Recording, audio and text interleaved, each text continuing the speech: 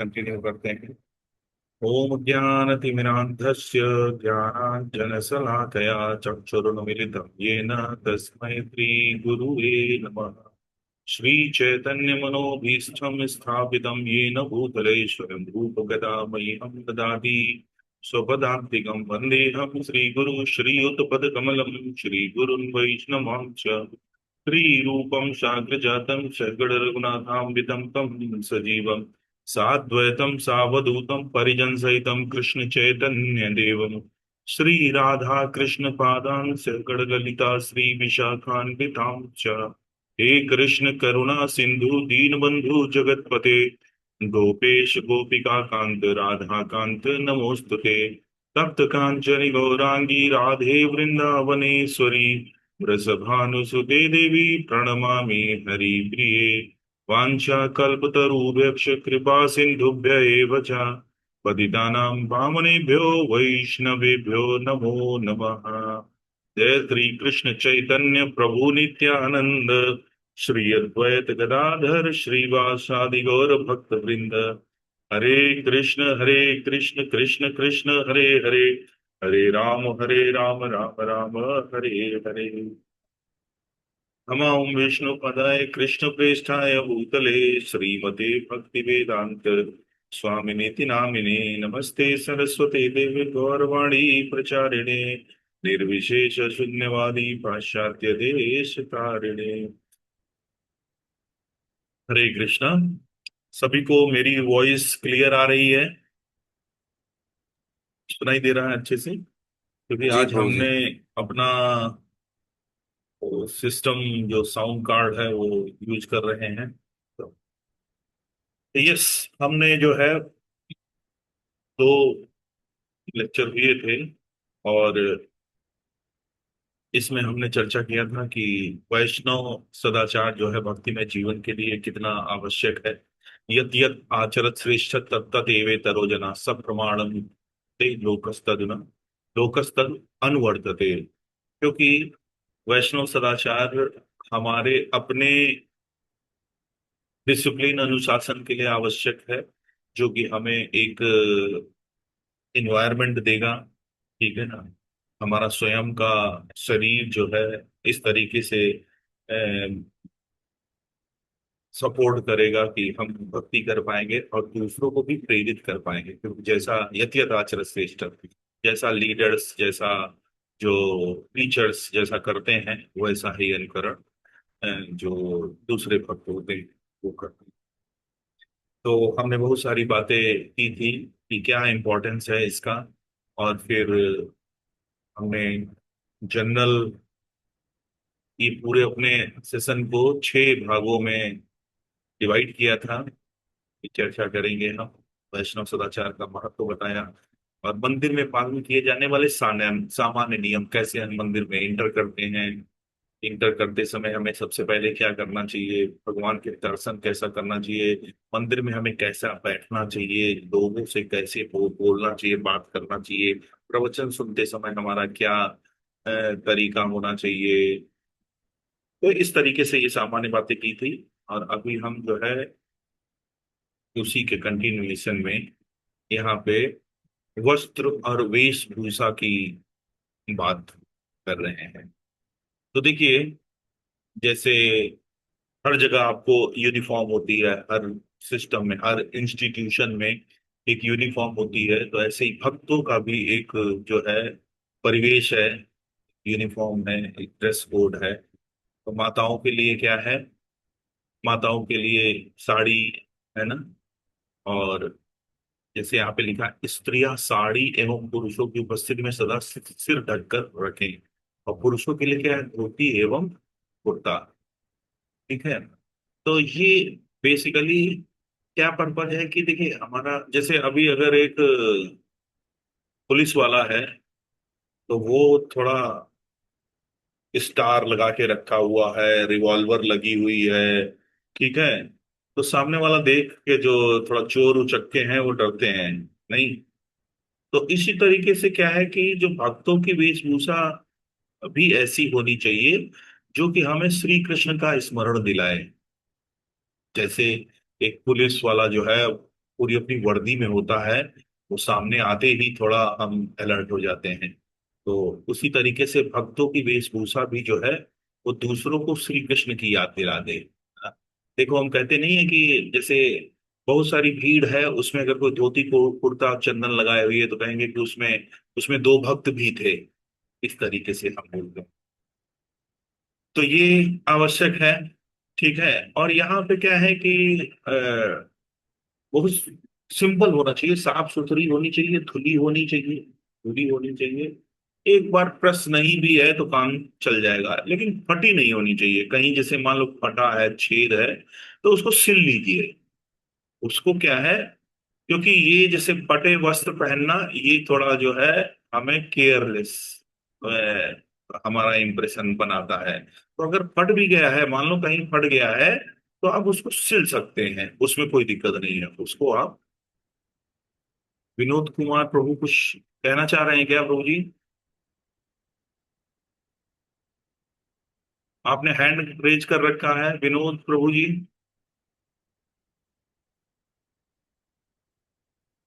अच्छा। तो तो आप उसको क्या है कि अगर कहीं फट गई है तो आप उसको सिल लीजिए, उसमें कोई दिक्कत नहीं है। ठीक है। और यहाँ पे क्या कह रहे हैं कि सभी कार्यक्रमों के समय, विशेषतः मंदिर के प्रातःकालीन एवं अन्य कार्यक्रमों के समय भी स्वच्छ कपड़े पहने, पिछले दिन के पहने हुए वस्त्र ना पहने। तो विशेष रूप से क्या है, ये कहने का तात्पर्य है कि ऐसा नहीं है कि एक बार हमने पहन लिया तो उनको दोबारा हम मंदिर नहीं जा सकते हैं।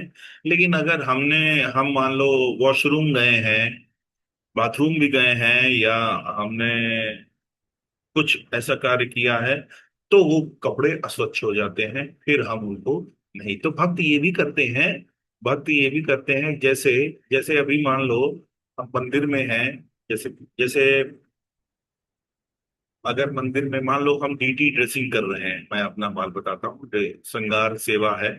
तो अगर हमें कहीं लघु शंका आया, अगर मान लो, तो हम क्या करते हैं, इमीडिएट अपने कपड़े उतारे, ठीक है, और लघु शंका किया, और शावर लेके वो पहन लिए हमने।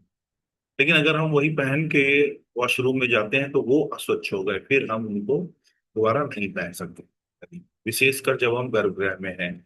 एक बार आप मंदिर टेम्पल हॉल में तो जा सकते हैं कि, लेकिन गर्भगृह में बिल्कुल भी आप एंटर नहीं कर सकते। ठीक है। ओके। तो नेक्स्ट बात करते हैं तिलक। ये हमने कल भी बात किया था, लेकिन हम ये रिपीट कर रहे हैं क्योंकि कल थोड़ा क्लास डिस्टर्ब हो गई थी, बीच में बंद हो गया था। तो देखिए ये जो तिलक है, ये बहुत इंपॉर्टेंट है, जस्ट लाइक कि हमारा ब्रांड का सिंबल है। जैसे मारुति कार होती है, टोयोटा का सिंबल होता है, टाटा का टी लिखा होता है, तो हम उससे पहचानते हैं कि ये किस ब्रांड की कार है। तो उसी तरीके से जो वैष्णव तिलक लगाते हैं, उससे हमें ये पता चलता है ये किस परंपरा के हैं। तो सारे वैष्णव जो है ऊर्ध्वगामी तिलक लगाते हैं। सभी वैष्णव जो होते हैं ऊपर की तरफ, किसी का मोटा होता है, पतला होता है, किसी के दो इस तरीके से लगे होते हैं, बीच में लाल कलर का होता है। वो अलग अलग संप्रदाय का जो है होता है, लेकिन सभी वैष्णवों का जो है ऊर्ध्वगामी तिलक होता है। तो देखिए इस तिलक के बारे में बहुत जगह बताया भी है, प्रभुपाद ने भी कहा है। और जो हम लोग तिलक यूज करते हैं, वो कैसा तिलक लगाते हैं, उसको विष्णु तिलक कहते हैं। और ये जो ऊर्ध्वगामी होता है, ऊर्ध्वपुंड्र इसको बोलते हैं। तो ये क्या है, विष्णु चरण होते हैं, और ये नीचे जो ये लीफ जैसा होता है, ये तुलसी का पत्ता होता है, वो सिंबलाइज करता है, मतलब भगवान के चरण कमलों में जो है तुलसी हमने कर रखी है, इस तरीके से सिंबलाइज करते हैं। तो ये जो तिलक है, ये हम गोपी चंदन का 12 स्थानों पे, शरीर के 12 स्थानों पे तिलक लगाते हैं। वैसे चंदन को हम 13 स्थानों पे लगाते हैं, लेकिन जो तिलक बनाते हैं, ऊर्ध्वपुंड तिलक जो बनाते हैं, वो हम 12 स्थानों के बनाते हैं। क्योंकि आखिरी में 12 तिलक बनाने के बाद आखिरी में जो बचता है, वो हम अपनी शिखा में वासुदेव नमः ओम वासुदेव बोलते हुए उसको लगा लेते हैं शिखा में। ठीक है। तो ये जो तिलक मंत्र है, तो ये हर जो 12 स्थान पे तिलक लगाते हैं, सब हर स्थान पे तिलक लगाने से पहले एक मंत्र भी हम बोलते हैं। तो ये हम सभी भक्तों को बिल्कुल मेमोराइज होना चाहिए। ठीक है। तो यहाँ पे देखिए एक चित्र दिया हुआ है, वहां पे पूरे 12 तिलक जो है वो बताए गए हैं। तो सबसे पे नंबर वन पे जो रहता है, नंबर वन पे रहता है ये जो हमारा कर्सर दिख रहा है, ओम केशवाय नमः। तो पहले हम देखो, थोड़ा आपको याद करने का तरीका भी बताएंगे, कैसे जल्दी से याद कर ले, नहीं तो ये 12 नाम जो है थोड़ा सा डिफिकल्ट होगा। अच्छा तरीका ये है कि इसका चार्ट आप वहां पे बना लें, जहां पे आपने अपना शीशा और तिलक, टोपी, चंदन रख रखा है, एवरीडे जहां लगाते हैं। ये एवरीडे जब प्रैक्टिस करेंगे तभी लगेगा, और सामने चार्ट देख के वैसे बोलते रहें। लेकिन मैं यहाँ पे आपको एक हिंट देता हूँ, देखिए सबसे पहले क्या है, इन चार नाम, इन चार, ये जो चार लाइन से दिख रहे हैं ना, चार लाइन से कर्सर दिख रहा है ना मेरा सभी को? हम्म। कर्सर मैं चला रहा हूँ, वो दिखता है कि नहीं? जी प्रभु जी, दिख रहा है। दिख रहा है प्रभु जी, दिख रहा है। दिख रहा है, दिख रहा है, ठीक है, हाँ। तो तो सबसे पहले हम ये जो चार एक लाइन में है, इनको हम याद करने का कोशिश करेंगे। तो सबसे पहला जो तिलक लगाते हैं हम माथे पे लगाते हैं, केशवाय नमः, बोलते हैं, ओम केशवाय नमः। ठीक है। दूसरा तिलक नाभि के पास, नाभि, ना से नाभि और ना से नारायणाय नमः, ओम नारायणाय नमः। तो पहला क्या हुआ, ओम केशवाय नमः, और दूसरा नाभि के पास ओम नारायणाय नमः। और तीसरा लगता है ये, इसको बोलते हैं, यहाँ पे हम बोलते हैं ओम माधवाय नमः, और इसके ऊपर ओम गोविंदाय नमः। तो देखो इनको याद करने का क्या तरीका है, पहला वाला याद कर लीजिए, केशव से शुरू होता है। ठीक है, नरसिंह आरती में केशव धृता आता है ना, तो ऐसे याद कर लो, केशव से शुरू होता है, पहला याद कर लो। दूसरा, नाभि पे लगाना है नारायण, ना से नाभि, ना से नारायण। और फिर देखिए ये माधवाय क्या मतलब, क्या हुआ कि ये गले और नाभि के मध्य में है, इसलिए ये माधवाय, माँ से मध्य और माँ से माधवाय नमः। और ये गले का, गा से गला और गा से गोविंदाय नमः। तो क्या आप समझ पाए, ये चारों के नाम याद रख पाएंगे? ओम केशवाय नमः, ओम विष्णवे नमः, सॉरी, ओम नारायणाय नमः नाभि का, ओम माधवाय नमः, ओम गोविंदाय नमः। ठीक है। तो ये चार क्लियर हो गए, चार तिलक मंत्र सभी को क्लियर हो गए, याद रखेंगे। बताइए उपेंद्र प्रभु, क्या क्या बताया आपने? हरे कृष्ण प्रभु जी। जी। जो केस के पास तक जाएगा प्रभु जी, तो केशवाय नमः हो गया। बस बस आपने बढ़िया बता दिया, केस के जो पास जाएगा वो केशवाय नमः, ठीक है। और नाभि न से शुरू होता नारायण, नारायणाय नमः हो गया प्रभु ओम जी। नारायणाय नमः हो गया, ठीक है। और एक गले के और नाभि के बीच में हो गया यहाँ पे, तो माधवाय नमः हो गया। हाँ। और गले के पास में ग से गोविंदाय नमः हो गया। गोविंदाय नमः, बिल्कुल सही। चार सभी को मेमोराइज कर लिए, चार सभी ने होपफुली मेमोराइज कर लिए। अब देखिए आगे चलते हैं। उसके बाद जो है, उसके बाद, उसके बाद जो है ये अ, दाहिने, आपके अपने दाहिने नाभि के, नाभि के दाहिने वाला जो लगा है, वामन। ठीक है, वामन, वामनाय नमः। बात समझ गए? दाहिने, आप मतलब ये रियलाइज करते रहिए, आप अपने दाहिने समझिए, नाभि के दाहिने वामनाय नमः, और बाएं तरफ क्या है, विष्णवे नमः। ठीक है। तो अब देखिए यहाँ पे समझिए, ये दोनों जो तिलक के नाम क्या है, वा से हैं, याद रखिए, क्या है, वा से हैं, दोनों ही वा से हैं। मतलब नाभि के इधर उधर दोनों वासे, एक वामनाय नमः, एक विष्णवे नमः है। और कोई भी और कोई भी नाम वासे नहीं है, केवल दो ये हैं, ये वासे हैं, वामनाय और विष्णवे नमः। क्लियर हो गया? ठीक है। अब उसके बाद देखिए, अब उसके बाद ध्यान दीजिएगा। अब ये जो, ये तिलक जो दो दिख रहे हैं यहाँ पे, कर्सर देखिए जो कंधे के पास है, ये दोनों जो तिलक हैं कंधे, आप ऐसे समझिए कंधे हमारे मजबूत होते हैं ना, कंधों पे भार उठाते हैं ना, तो कंधों पे जो नाम है वो सबसे डिफिकल्ट है, दोनों में री आता है। त्रिविक्रमाय नमः और ऋषिकेश है। री सबसे कठिन वर्णमाला में सबसे कठिन कठिन वर्ण होता है। री री बनाना, री से ऋषि थोड़ा डिफिकल्ट होता है, तो देखो दोनों में री आ रहा है। त्रिविक्रम और ऋषिकेश है। बोलो भाई, ये क्लियर हुआ? ठीक है। ऋषिकेश और त्रिविक्रम। तो अब हमने कितने याद कर लिए? एक तो चार ये एक लाइन के केस तक जो जा रहा है, केशवाय नमः। बहुत बढ़िया उपेंद्र प्रभु ने बताया। तो अब हम ये आगे ये यूज करेंगे, जो केस तक जाता है हमारे तिलक, वो केशवाय नमः है। ठीक है। फिर उसके बाद नारायणाय नमः, माधवाय नमः, गोविंदाय नमः, और फिर वामन और विष्णुवे नमः। ठीक है ना? और कंधों पे क्या हो गए? त्रिविक्रम और ऋषिकेश। त्रिविक्रम और ऋषिकेश याद रखना, 12 में से दो ही ऐसे नाम हैं जिनमें री आया है और किसी में री वर्ण नहीं आया है। त्रिविक्रम, ऋषिकेश। समझ गए? अब देखिए, अब यहाँ पे दो बचे हुए हैं, मधुसूदन और श्रीधराय नमः। ठीक है ना? तो इनको हम बाद में देखेंगे। अब आइए पीठे, पीछे पीठ में। तो पीठ पद्मनाभ है, पा से पीठ और पा से पद्मनाभ है। ठीक है। और नीचे की तरफ, नीचे की तरफ जो है दामोदराय नमः। दामोदर पेट, भगवान को जो है ना रस्सी से कहाँ पे बांधा था? दामोदर भगवान कहाँ पे बांधे गए थे? नीचे कमर में बांधे गए थे ना। तो नीचे क्या हो गया? दामोदराय। और आखिरी में जो बचता है वो कहाँ लगा लेंगे हम? अपनी शिखा में पोंछते हुए। और ओम वासुदेवाय नमः। ठीक है। तो इस तरीके से, ये तो हमने एक जनरल जैसे एक टीचर स्टूडेंट वाली बात हुई कि हम लोग क्लास में भी बच्चों को कुछ कंसेप्ट बताना है, कुछ सिखाना है, कुछ याद कराना है, तो ऐसे याद कराते हैं। तो उसी तरीके से जिस वे में हमने याद किया था अपने टाइम में, वो मैंने आपके साथ शेयर किया। तो यहाँ पे आप ये 12 तिलक मंत्र ये याद होने चाहिए सभी को।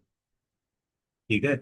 और सुबह जो है, जैसे मान लो क्या है कि कई बार क्या होता है, जल्दी होती है, कोई जैसे भक्त क्या है नहीं भी होता, तो जल से भी, वो मात्र जल से भी बोलते हुए केशवाय नमः, हाथ में जल लेके नारायणाय नमः, माधवाय नमः, गोविंदाय नमः, विष्णु वामनाय नमः, श्रीधराय नमः, विक्रमाय नमः, इस तरीके से बोलते हुए लगा लेते हैं। ठीक है। तो अभी क्या है कि अब हमको एवरी डे सुबह तिलक लगाना है। ठीक है। तिलक। और जैसे क्या है कि हम लोग भी हैं, तिलक अब जैसे क्या है कि जब सुबह अगर लगाते हैं, अगर लगा रह गया तो ऑफिस में भी ऐसे ही चले जाते हैं। तो ऐसा कोई वो नहीं है। तो आप ऑफिस भी अपना, जैसे भाई जैसे जनरली लोग तिलक लगाते हैं, ठीक है ना, कभी कभी रेड तिलक तो बहुत लोग लगा के जाते हैं। तो आप वैष्णव तिलक ये जो है, लेकिन इसमें एक टिप्पणी दी हुई है, जो व्यक्ति हरे कृष्ण महामंत्र का नियमित रूप से जप ना करता हो एवं नियमों का पालन न करता हो, उसे कम से कम मंदिर परिसर के बाहर तिलक नहीं लगाना चाहिए। बताइए ऐसा क्यों? कौन बताएगा? ऐसा क्यों लिखा है टिप्पणी? हरे कृष्णा प्रभु जी। जी प्रभु जी। क्योंकि प्रभु जी ये लोगो है, ब्रांड है। हाँ अब ब्रांड लेके हम बाहर घूमेंगे, कोई उससे पूछ दिया तो हमें ज्ञान नहीं है और हम फॉलो कर नहीं रहे हैं, तो वो हाँ समझेगा कि ये गलत आदमी, और ऐसे ही लोग सारे लोग हैं। हाँ, बिल्कुल बिल्कुल आपने सही उत्तर दिया। तो ब्रांड बदनाम होगा। हाँ, टीका लगाया हुआ है और बाहर अपना ठेले पे चाट खा रहे हैं, ठीक है, पुड़िया पान खा रहे हैं, तो ये जो है थोड़ा सा, इसलिए यहाँ पे ये टिप्पणी है थी। ठीक है। चलो, नेक्स्ट अब आते हैं। तो ये देखिए हमने लिख रखा है, तो आप देखेंगे तो ये आपको गूगल पे मिल जाएगा, बाकी हम शेयर भी कर देंगे इसको, ग्रुप में शेयर कर देंगे। तो प्लीज इसका प्रिंट आउट निकाल के, या जैसे भी ये वाला निकाल लीजिए, या ये वाला चित्र जो भी है इसको आप लगाएं। ठीक है। तो लगाएंगे सभी लोग कि नहीं? अब से शुरू करेंगे कि नहीं? बताइए दिनेश प्रभु। जी प्रभु जी। अनामिका माता जी, अभी से शुरू करेंगे 12 तिलक। जी जी हाँ प्रभु जी। फिर जी कोशिश जी। करते हैं। हाँ हाँ माता जी। और माता जी क्लास चल रहा है आपका, भगवत गीता जी प्रभु क्लास? जी चल रहा है। प्रभु जी चौथे तीसरे और चौथे अध्याय का प्रभु जी वो दे दीजिए, पीपीटी दे दीजिएगा वो आपके पास। माता जी मैंने तो सारे भेजे थे आपको, आप उसमें देखिए। सारी नहीं है प्रभु जी। कई पीपीटी में दो दो चैप्टर एक साथ हैं, दो तीन चैप्टर मैं आपको बताऊंगा, मैंने सारे भेज दिए थे आपको। 6 से 12 तक है। 6 से 12 तक है, चलो मैं देखता देखते हैं हूँ, दोबारा अगर से नहीं देख होगा, हाँ हाँ हाँ, ठीक है। और कितने लोग आते ठीक हैं है। माता जी? 5 लोग हैं हम लोग, 5 लोग 6 लोग। बहुत अच्छा बहुत अच्छा। 6 लोग के तो लिए 7 लोग भी आ जाते हैं कभी। 7 लोग भी आ जाते हैं, ठीक है ठीक है ठीक है। वो क्या नाम है वो ज्योति माता जी की जो मदर हैं, उनको भी वो जोड़िए, वो पहले सुना करती थी अब नहीं आ पाती हैं, ठीक है। ज्योति माता जी जी की जो प्रभु। मदर है ना, वो आपके आनंद नगर में ही रहते हैं ना वो लोग, तो वो पहले आते थे, वो नहीं आते, तो अच्छा है। आपके ब्रदर ब्रदर को भी कहिए, वो शायद अब आए, आपने आना बंद कर दिया था, है ना? ठीक है, तो आगे चलते हैं हम फिर। नेक्स्ट है, अब बालों के लिए क्या इंस्ट्रक्शन है? तो देखिए, पुरुष और सन्यास, जो ब्रह्मचारी और सन्यासी हैं, उनको तो बिल्कुल क्लीन शेव रखना है, ठीक है, उनको बिल्कुल क्लीन शेव रखा है। लेकिन जो गृहस्थ हैं, वो काल परिस्थिति के अनुसार अपने बालों को रखें, बट लेकिन छोटे होने चाहिए। अभी मैं भी अपने हेयर कट नहीं करा पाया हूँ, जल्दी से जल्दी, ये मैं जब बोल रहा हूँ तो मुझे बहुत ही एम्बेरसिंग लग रहा है। मैं जल्दी से जल्दी जो है अपने बाल छोटे कराऊंगा। जनरली मैं छोटे ही रखता हूँ, बहुत ज्यादा बड़े, लेकिन अभी ये बड़े हो रखे हैं मेरे बाल थोड़ा। तो अब जैसे क्या है, भक्तों का एक प्रश्न रहता है कि कलर लगाना चाहिए कि नहीं लगाना चाहिए, भक्तों को हेयर कलर लगाना चाहिए कि नहीं लगाना चाहिए, तो बताइए प्रभु जी, कौन इसको उत्तर देगा? अनामिका माता जी, आप क्या कहती हैं? प्रभु जी आप लगा लेना चाहिए, हम भगवान के भक्त हैं, अच्छे लगने चाहिए। अच्छे लगने चाहिए, हाँ ठीक है। प्रभु जी माता जी लोग के लिए तो ठीक है, कलर लगाना चाहिए, लेकिन प्रभु जी लेके जब हेयर ही नहीं रहेंगे तो लगाएंगे कहाँ? नहीं, हेयर छोटे भी रहेंगे मतलब, देखिए ये जो ये चीजें हैं, ये चीजें हमको थोड़ा समझनी है। मैंने जैसे समझिए, मैं अपना बताता हूँ। अब इसका बहुत ज्यादा कहीं एक स्टैंडर्ड नहीं लिखा हुआ है, डिपेंडिंग अपॉन आपका जो लीडर है वो किस तरीके से उन चीजों को फॉलो करता है, तो वैसा ही हम करते हैं, ठीक है।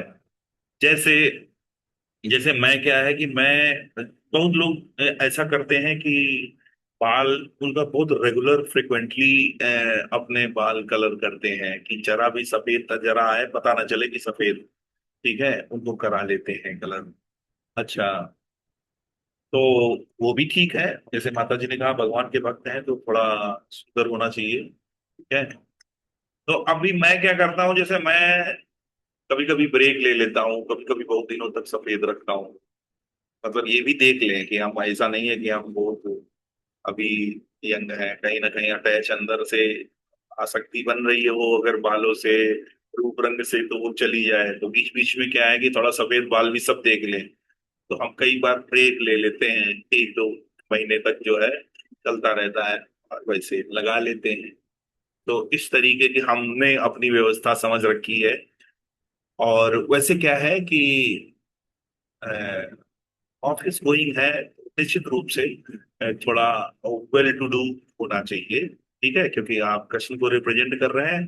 बहुत ऐसा नहीं कि बिल्कुल ऐसे ही सुदामा बने कि मतलब कि अरे हम सब पूरी तरीके से वैराग्य हैं, क्योंकि आप गृहस्थ हैं, और बहुत लोग आपको एडमायर करते हैं, क्योंकि आप डायरेक्टली कृष्ण को डिस्ट्रीब्यूट कर रहे हैं। अपने आचरण, अपने कैसे आपको कैरी करते हैं, तो डिपेंड करता है, तो हमें जो है, लेकिन हाँ ये जरूर है कि थोड़ा, कि ऐसा नहीं कि अपनी कलम बहुत नुकीली दार कलम निकाल लो, ठीक है ना, ऊंचे बिल्कुल बना ली ऐसे, और यहाँ पे कुछ अपना हल्की सी फ्रेंच दाढ़ी बना ली, ये सब चीजें थोड़ा जो है, ऐसा नहीं कि कृष्ण के भक्त हैं तो हमें थोड़ा फैशनेबल रहना चाहिए।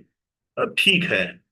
और फिर हमने आपको बोला ना कि ये थोड़ा डिपेंड भी करता है, कई कई मंदिर जैसे वहां पे किस तरीके से लोग जो है प्रचार कर रहे हैं, लीडर्स जो है किस तरीके का एग्जाम्पल सेट कर रहे हैं, उस तरीके से रहते हैं। आप समझ रहे हैं, जैसे जिसका काउंसलर ब्रह्मचारी है, मान लो ब्रह्मचारी है, सैफरन वाला है, तो वो थोड़ा, वो तो कहेगा तुम बिल्कुल टकले होके रहो, बिल्कुल क्लीन शेव रहो।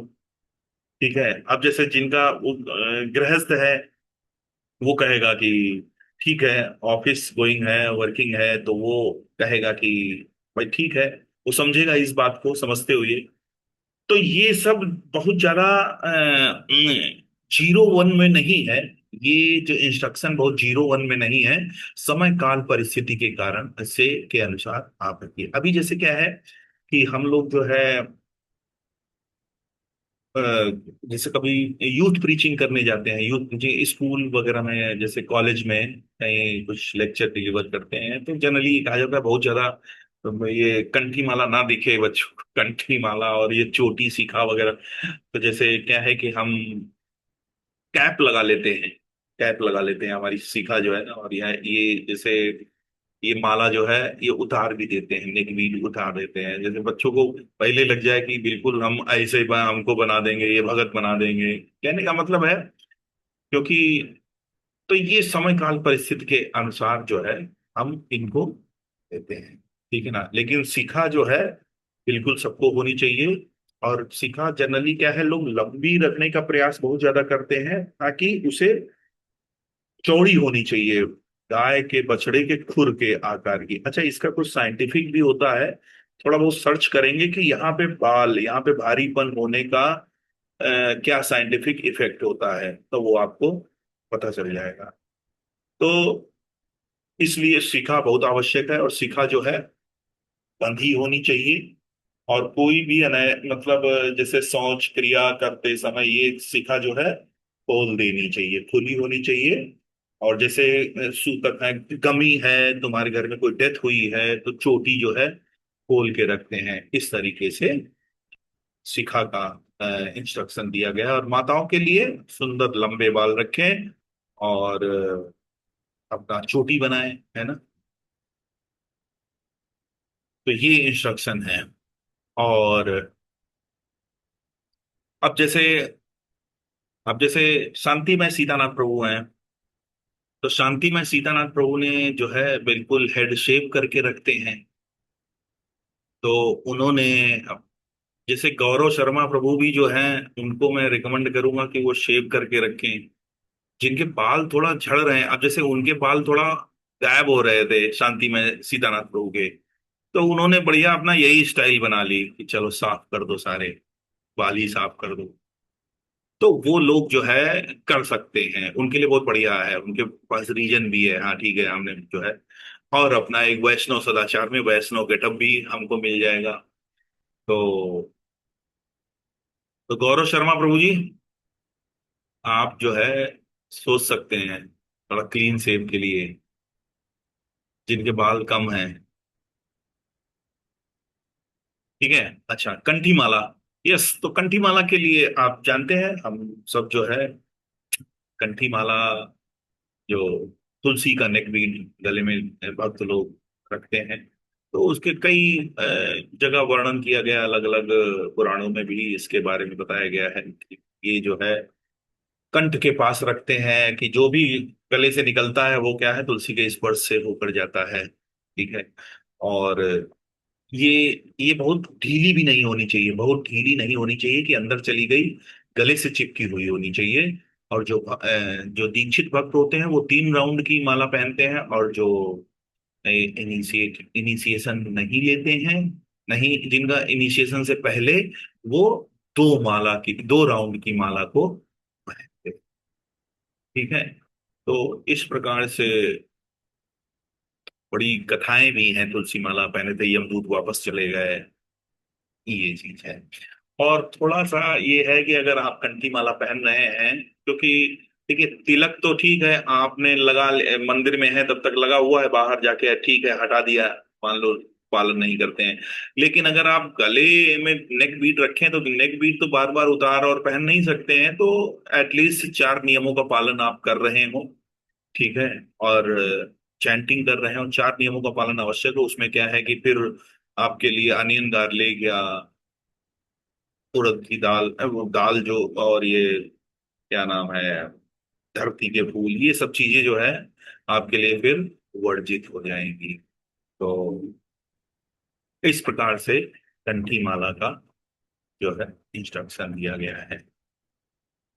दाढ़ी मूछे तो बात कर चुके, क्लीन शेव होना चाहिए, ठीक है, क्लीन शेव होना चाहिए बिल्कुल। प्रभुपाद इसके लिए सिंपल कहते हैं, बस क्लीनलीनेस, सिंपल।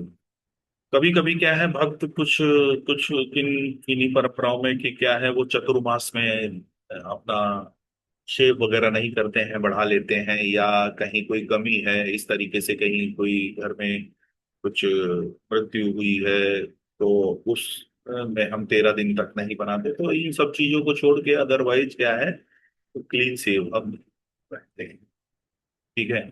यहाँ पे देखिए बताया गया है कि भक्तों को अधिक कीमती एवं चमकीले आभूषणों, महंगी और मनोहर घड़ियां इत्यादि का प्रयोग नहीं करना चाहिए। आवश्यक होने पर स्त्रियां सावधानी पूर्वक स्वाभाविक आभूषणों का वर्ण करें, एवं पुरुष सोने की अंगूठी, जंजीर आभूषणों का प्रयोग ना करें, ठीक है।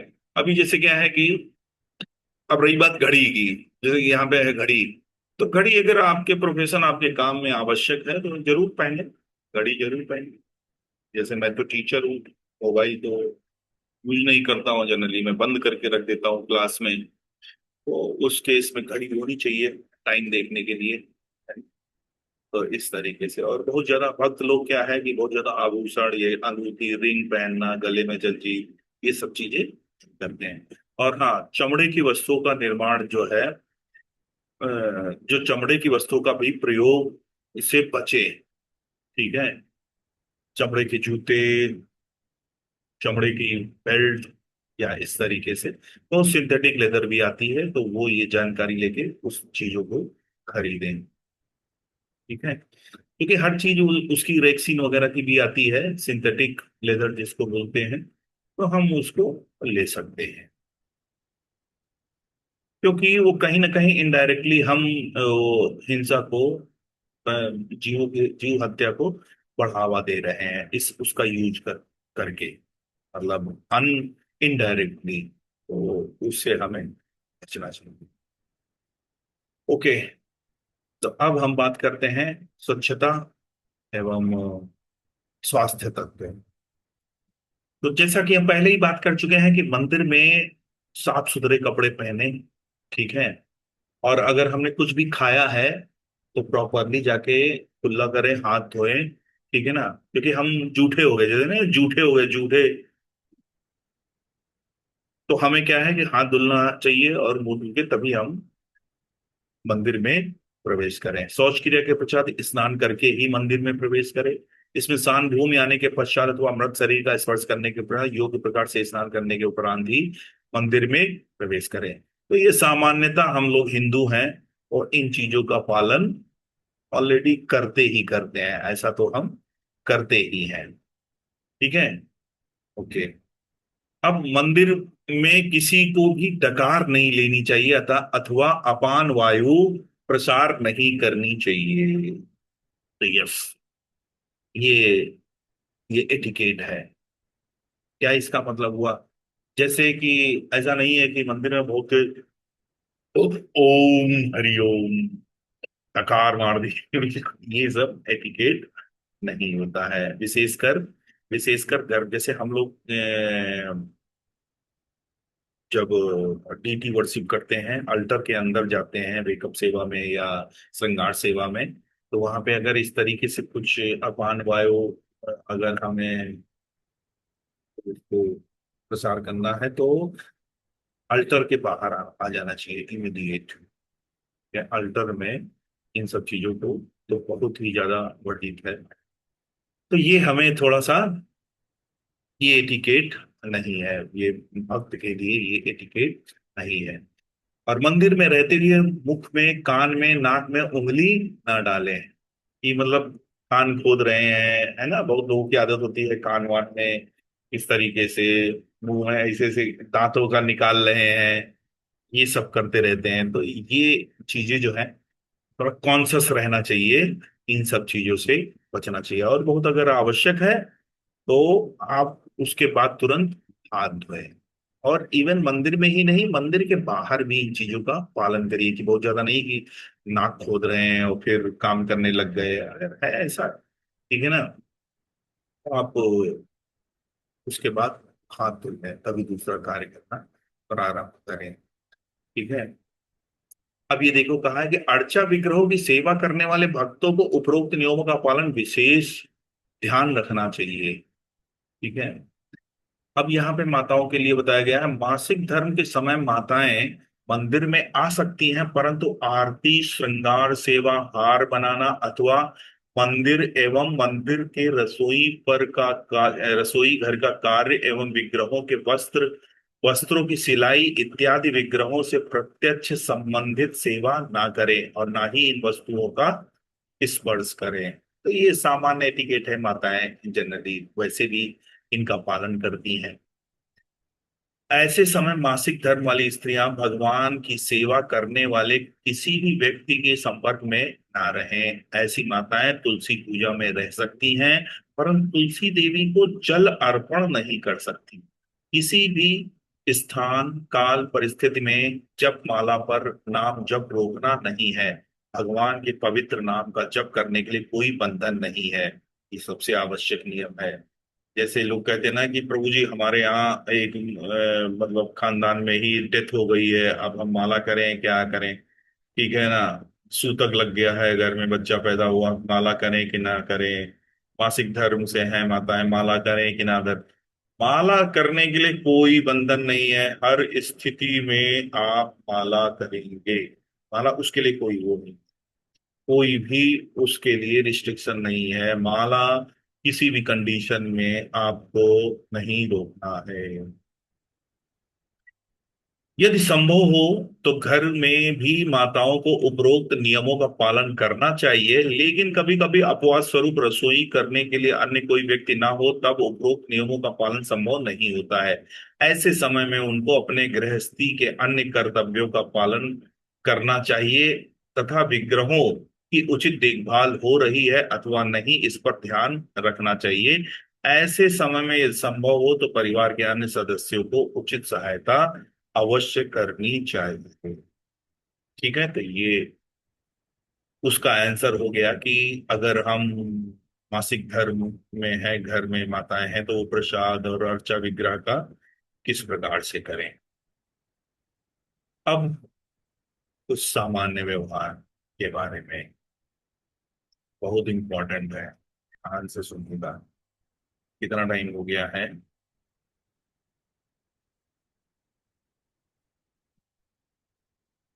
अभी हम क्लोज करते हैं इसको, हम कल की क्लास में कंटिन्यू करेंगे। ठीक है। हरे कृष्ण। किसी का अरे कोई किसी का कोई प्रश्न है, कोई जिज्ञासा है, कर सकता है।